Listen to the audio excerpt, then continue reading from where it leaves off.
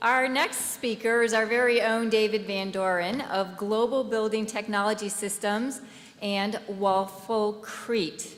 David is a native of Hays, Kansas, and a 1970 graduate of our beloved Fort Hays State University with studies in pre-engineering and a Bachelor of Science in Geology. He is an inventor with over a dozen U.S. and foreign patents. He is the founder, builder, and promoter of Rapid Construction Technology Systems for durable, sustainable, and affordable concrete homes, which have proven hurricane, fire, and seismic resistance and provide top-notch aesthetics, value, and social impact. Dave has lots of hands-on real experience spanning the last 45 years, and he has recently further improved systems technology with intentions to vigorously pursue the huge affordable housing needs while making a difference around the world. Dave is currently finalizing significant housing projects in Greece, Saudi Arabia, St. Martin, Mexico, and Sri Lanka, and has recently completed pilot projects in Mexico and Sri Lanka in preparation for the construction of thousands of homes in both locations. Construction technology business travels, as well as a few tourist trips, have taken him to all 50 states and 50 other countries. Ladies and gentlemen, our very own Dave Van Doren.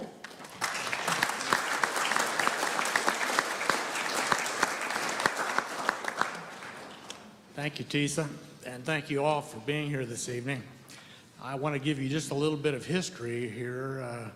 I've got deep roots in Hays and Fort Hays, and this next slide is our 5th generation Fort Hays Staters. Yeah.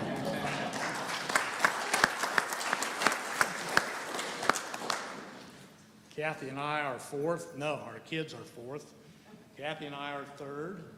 Our parents 2nd, and my grandfather 1st.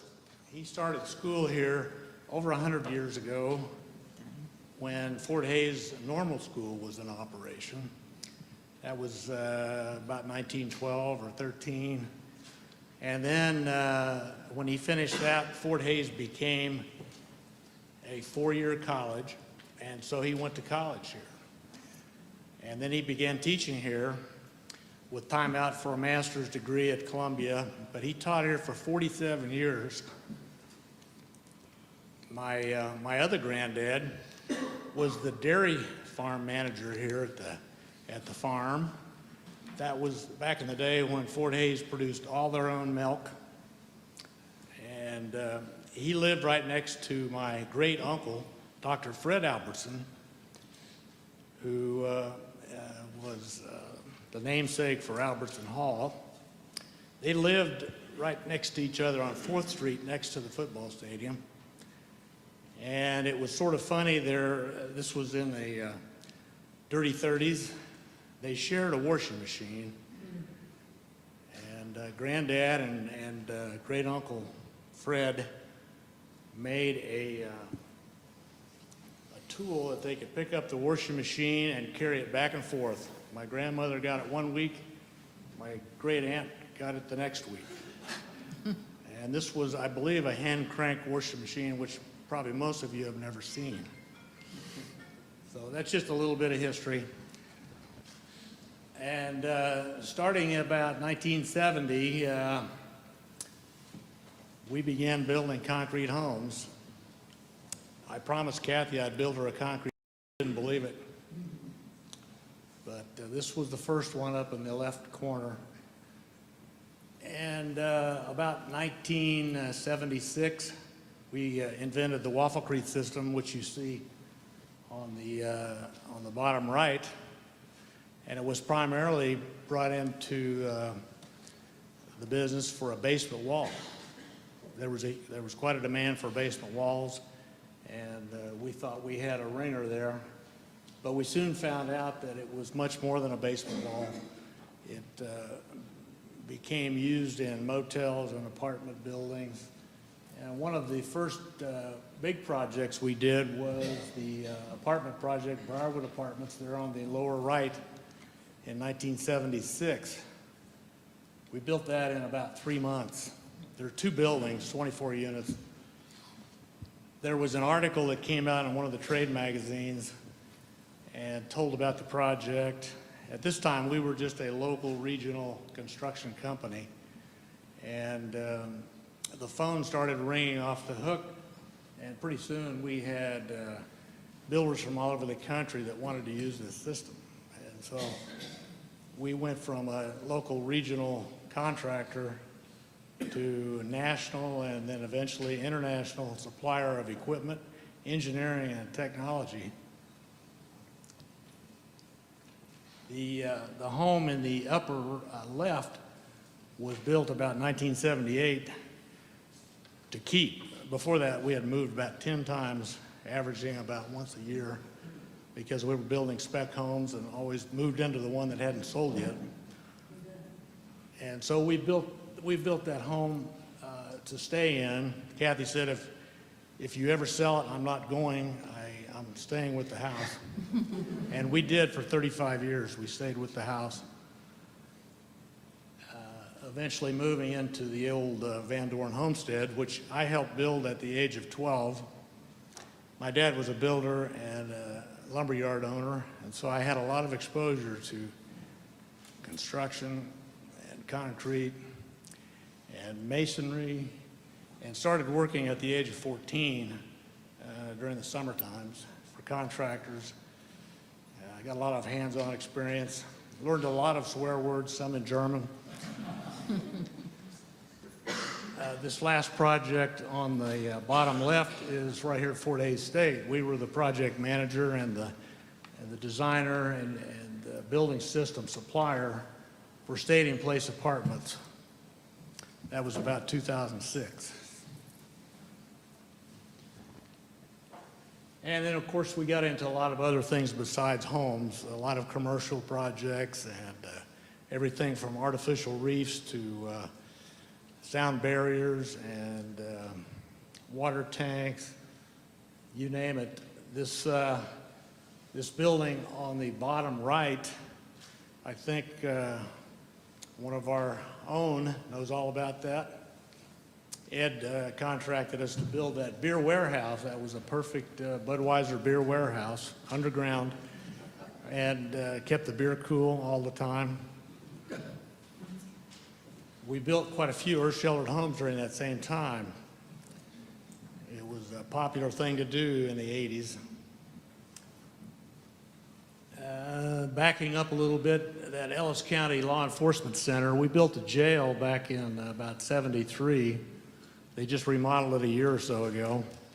All the cells inside are precast concrete. And I guess you could call that low-cost housing. But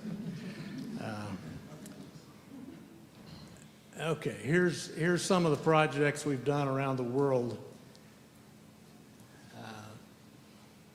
I don't need to read the list. You can see it clearly there. And the upcoming projects, TISA covered pretty well. Here's some examples of some of those projects. Starting in the upper left is the Philippines Subic Bay project, which is 1,000 units built on the old former Subic Bay, what became an industrial park. It was a Navy base for years and years. And then next is Indonesia and South Pacific. The upper right is in Kwajalein. That's in the area where they did the atomic blasts prior to dropping the bomb. Quite a history there. Bottom right is, that's Guatemala.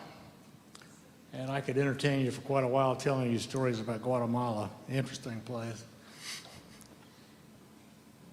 And then some single family examples. There's quite a need for affordable housing all over the world, and it's becoming even more critical every day. There's a shortage in most countries, some more severe than others. The top left is South Africa, and then Philippines, Bolivia, Trinidad, Jamaica, and Sri Lanka.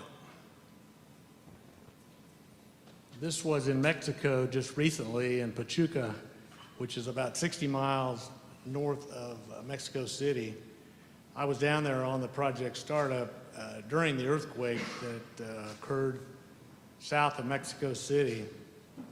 It didn't do any damage where we were, but there was a lot of damage in Mexico City, and further south there was thousands of homes damaged by that earthquake, and then shortly after that they had another one. So we're working right now with them to supply about 6,000 homes and replacing those earthquake damaged ones. This is a project in Sri Lanka. Sri Lanka is just a little island off of India, and it has an interesting history. It's a beautiful place, but they are severely behind on their housing, severely behind. They had 26-year civil war, which was over about 6 or 7 years ago, but they just have not kept up with the need for housing. This will show you some of the new apartments in Colombo, the capital, on the upper left, and then a new home being built with the old methods on the top center. One of the problems with the old methods is they're very slow. They're too slow and they just cannot build fast enough. So that's where we come in, is speed and efficiency. The other photos are the existing housing, which is some of it 100 years old, built by the British. Sri Lanka is the second largest tea producer in the world. And most of these people that live in these homes are working in the tea fields, tea plantations. They have no running water in the house. They rely on a faucet outdoors. 30 minutes a day, the water's on. You can see their kitchen. And oftentimes there'll be half a dozen people living in an area that's maybe 300 square feet. Sri Lanka is a mountain jungle area. It's a beautiful place, a place where they filmed the movie Bridge Over the River Kwai, if you've seen that. We were right in that same area. There are millions of people that work in the tea industry. And here you see them picking the tea leaves and weighing the tea leaves. They get paid by the pound before they load them in the truck. There's in the upper left is a Lipton tea factory. There's tea factories everywhere.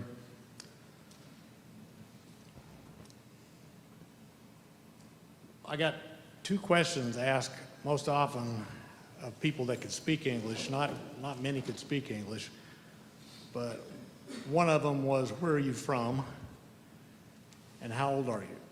And I started asking them to guess, where was I from? Nobody guessed U.S. They guessed Europe, England.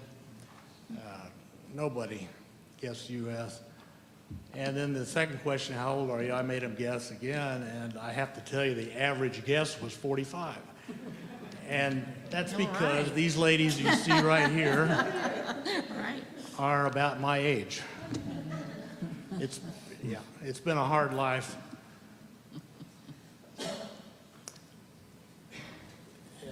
This is the project startup. That's me on the bottom right with the customer and his office manager. Tremendous challenges with weather and logistics, and just very difficult. This is the first time I've used a 2-sack mixer since the first 2 homes I built back in 1970. But that's all we could get there at the job site. And it rained every day, rained a foot a week. So between the weather and the logistics, it's a challenging place. This is just a very quick drone video of the project. Yeah. It's built on the top of a mountain, right on the top of a mountain.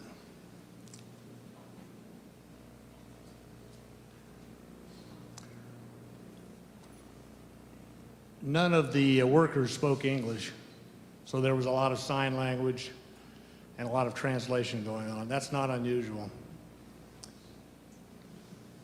There's 100 homes in this first pilot project. It's surrounded by tea plantations.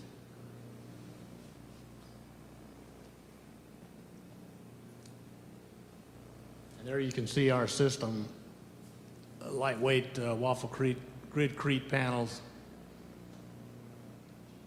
They're the equivalent of just a little over 2 inches of material.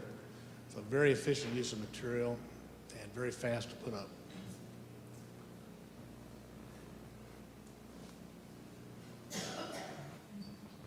And that's the team, and that's the celebration cake and tea we had after the first home was up. And that's a picture, aerial picture. You can see it's a mighty rugged place. Okay, thank you all.